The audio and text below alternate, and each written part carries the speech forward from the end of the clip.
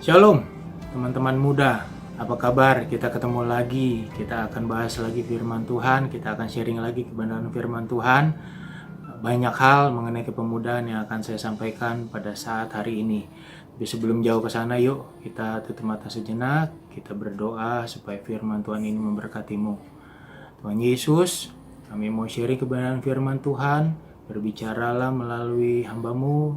Berbicara kepada kami semua supaya firman Tuhan ini boleh memberkati, menguatkan, dan mengubah hidup kami. Terima kasih, ucap syukur kepadamu dalam nama Tuhan Yesus Kristus. Amin. Saya mau berbicara mengenai berbuah bagi Kristus.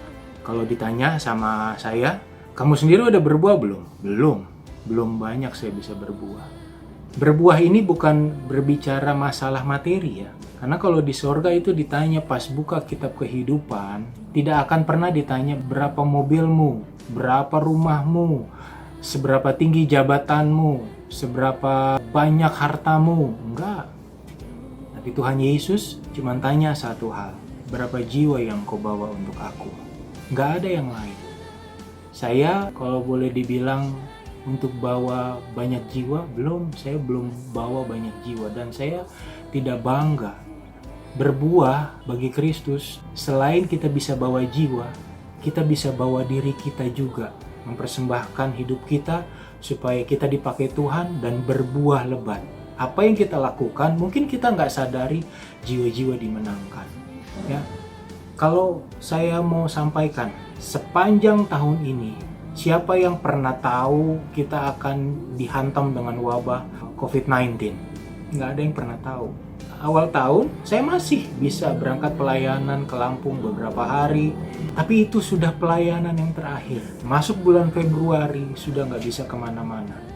PSBB dilaksanakan, karantina wilayah dilaksanakan, penerbangan dihentikan, transportasi bis pun dihentikan, laut juga dihentikan, di rumah saja. Sementara saya sebagai hamba Tuhan, saya sudah punya istri, saya sudah punya anak-anak yang dipercayakan Tuhan sama saya. Bagaimana saya bisa menghidupi mereka? Tapi ada satu hamba Tuhan di Bogor bilang begini sama saya, Tuhan akan mengadakan segala sesuatu menurut caranya, bukan caramu, Sam. Dari saya tertekuk muka sampai akhirnya saya bisa tersenyum, iya. Saya mau ikut maunya Tuhan. Kemana Tuhan suruh, saya ikut. Sekarang ini banyak orang yang sudah memasuki tahun 2020 dilalui dengan semangat dan optimis yang tinggi. Tapi waktu dihantam dengan badai corona, dengan virus COVID-19, optimis itu seakan mulai tergerus. Optimis menurut Kamus Besar Bahasa Indonesia adalah paham atau keyakinan atas segala sesuatu dari segi yang baik dan menyenangkan, serta sikap selalu mempunyai harapan yang baik dalam segala hal di masa yang akan datang. Ya, biarpun kita nggak tahu apa yang akan terjadi di masa yang akan datang. Tapi inilah yang memang saya harus sampaikan. Sebagai hamba Tuhan, jangan dibilang kami ini tidak punya masalah. Wow, Anda salah besar. Kami ini hidup berdasarkan kemurahan Tuhan. Tapi kalau kami bisa hidup, itu semuanya kemurahan Tuhan. Itu semuanya karena kasih Tuhan. Termasuk juga buat teman-teman yang bekerja, teman-teman yang bagaimana ya saya bisa melanjutkan perkuliahan saya. Saya rindu dengan cepat saja membacakan beberapa ayat. 1 Petrus 3 ayat yang ke-8 sampai ayat yang ke-12. Perikopnya adalah kasih dan damai. Ya. Saya langsung lompat ke ayat yang 12 saja ya. Sebab mata Tuhan tertuju kepada orang-orang benar, dan telinganya kepada permohonan mereka yang minta tolong. Tetapi wajah Tuhan menentang orang-orang yang berbuat jahat. Tahun 2020 penuh tanda tanya. Tapi sebelum kita melewatinya, saya mau kita semua punya sikap yang optimis. Jangan kita akhirnya melanggar optimis kita menjadi orang yang berdosa, kita banyak melakukan hal-hal yang salah. Seberapa besar sih ukuran dosa menurut kita? Kalau firman Tuhan bilang begini, dalam Roma 6 ayat yang ke-23, sebab upah dosa ialah maut, tetapi kasih karunia Allah ialah hidup yang kekal di dalam Kristus Yesus Tuhan kita. Bayangkan jika dosa tidak dilihat sebagai dosa, maka kita akan cenderung melakukan kompromi dan pembiaran terhadap dosa itu. Karena belakangan ini kita melihat manusia semakin enteng dalam menanggapi dosa. Padahal dosa sekecil apapun tetaplah dosa. Nggak ada dosa hitam, dosa putih, dosa kecil, dosa besar. Dosa tetap dosa. Sementara seperti apa ukuran dosa menurut kalian? Menjadi LGBT itu bukan dosa.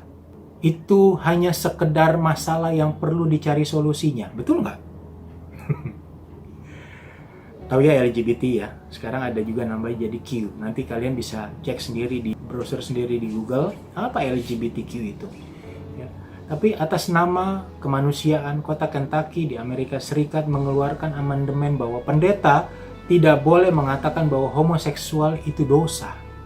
Bahkan sebagian besar negara-negara bagian di dalam negara adidaya tersebut sudah melegalkan pernikahan sejenis.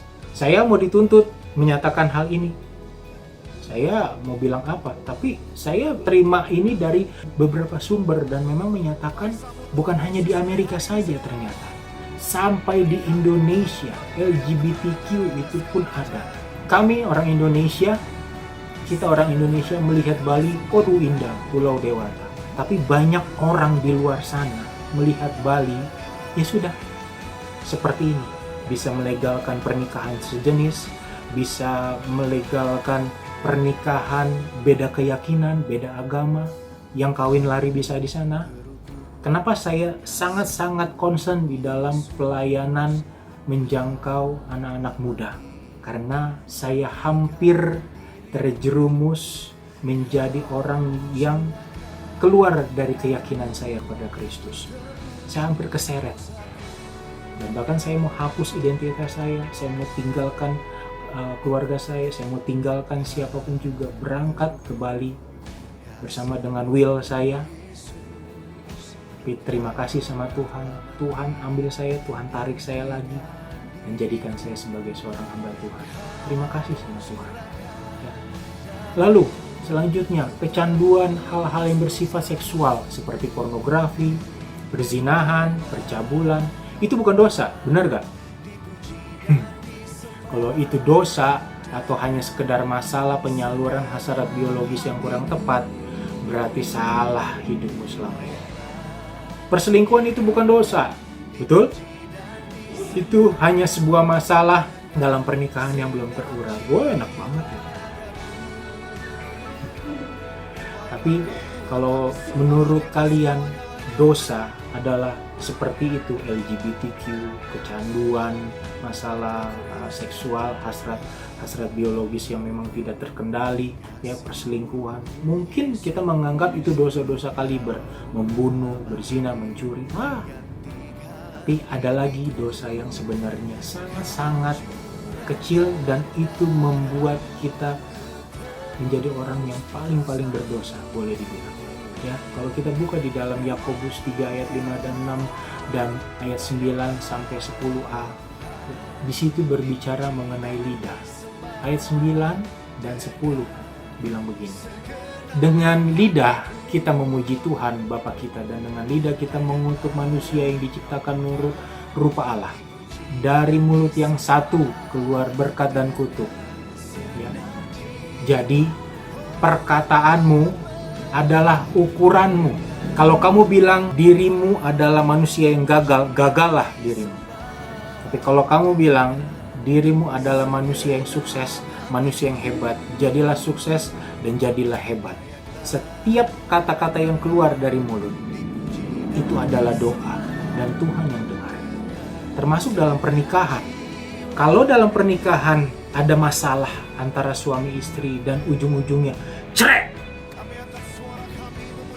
dipegang itu oleh iblis dan akan digiring menuju ke perceraian. Izinkan Tuhan berdaulat atas kehidupan. Perkataanmu adalah sumber iman dan pengatur perilaku bagi orang-orang yang mendengar perkataan itu. Jadi, kamu ukur mengandung apakah perkataanmu, mengandung berkat atau kutuk, mengandung kuasa atau bencana, mengandung kasih atau penghakiman. Buktikan bahwa perkataan itu berkuasa. Saya tutup dengan satu ayat dalam 1 Petrus 3 ayat yang ke-10. Siapa yang mau mencintai hidup dan mau melihat hari-hari baik, ia harus menjaga lidahnya terhadap yang jahat dan bibirnya terhadap ucapan-ucapan yang menipu. Jadi teman-teman, sepanjang tahun 2020 ini optimislah. Kita akan lewati pandemi ini kok. Kita akan lewati berbagai masalah. Kita akan lewati perjuangan hidup ini. Kita akan jadi bangsa yang lebih kuat. Kita akan jadi pribadi yang lebih hebat. Kenapa? Karena kita bergantung harap sama Tuhan. Kita beriman.